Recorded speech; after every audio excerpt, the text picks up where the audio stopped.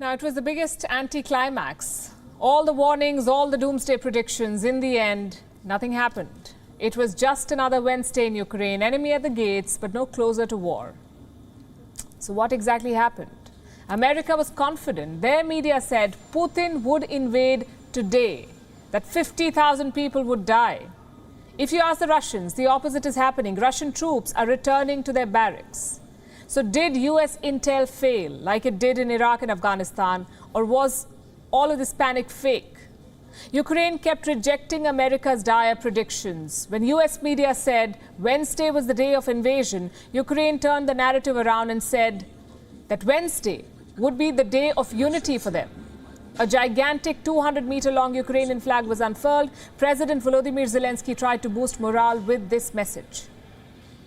Але об'єднує нас єдине бажання жити. We are all united by a wish to live in peace, to live a happy life with our families, parents and children. We have the full right to all of this, because we are at home here in Ukraine. В Україні. І ніхто наш. Nobody will love our home as much as we do, and nobody can defend our home as we can. I wish you a happy Unity Day, my blue yellow ones, a happy day of unity of Ukraine, in the east and west, in the south and north. Захід, південь, північ. I have to say it's an excellent piece of propaganda. Turn your doomsday into a celebration. Does this mean the Russian threat is gone? Well, not yet. On Tuesday, Ukraine was targeted in a cyber attack. Their armed forces and defense ministry websites were hacked. So were 2 Ukrainian banks. In total, around 10 websites were inaccessible. Who hacked them? The obvious candidate is Russia. Ukraine is accusing them of quote-unquote little dirty tricks. The Kremlin, of course, has denied the allegation. Now, cyber attacks, we know, are a Russian speciality. Plus, it was one of Putin's unconventional options to attack Ukraine. But this hacking was not large enough. A couple of teenagers in a dormitory could have done this. So if Putin is indeed going the cyber way, chances are there will be more hackings, more substantial hackings.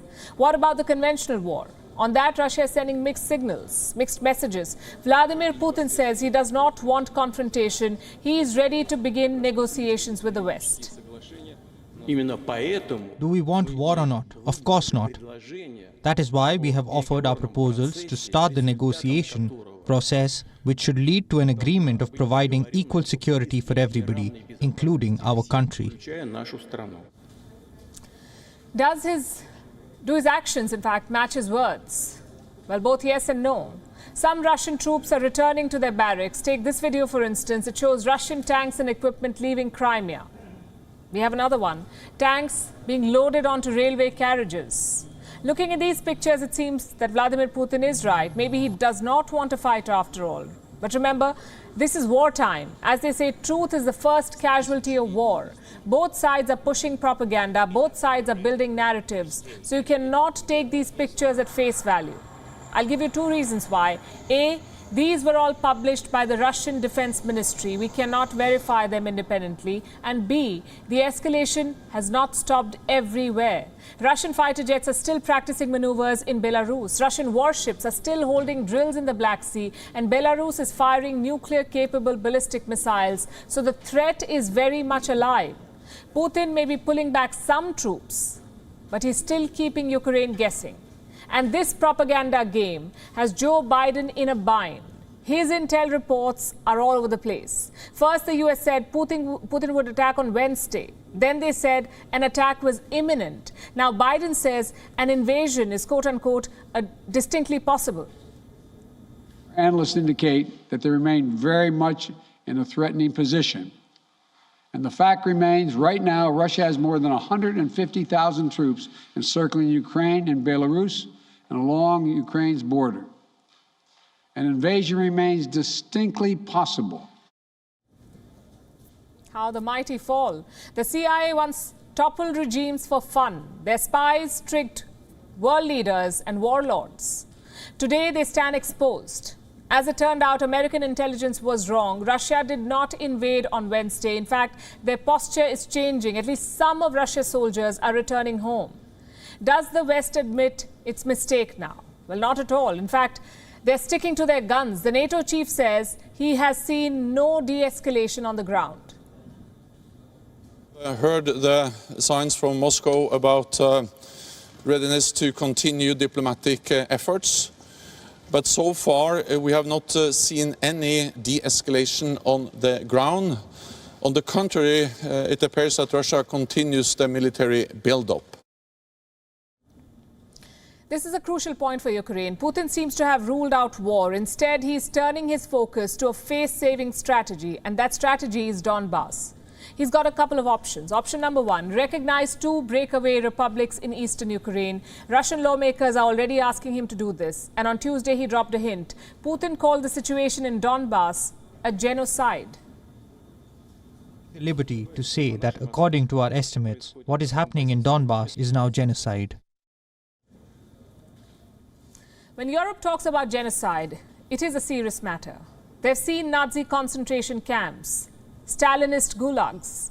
Does Donbass fit such a description? Most experts agree it does not. Having said that, it reveals Putin's thought process.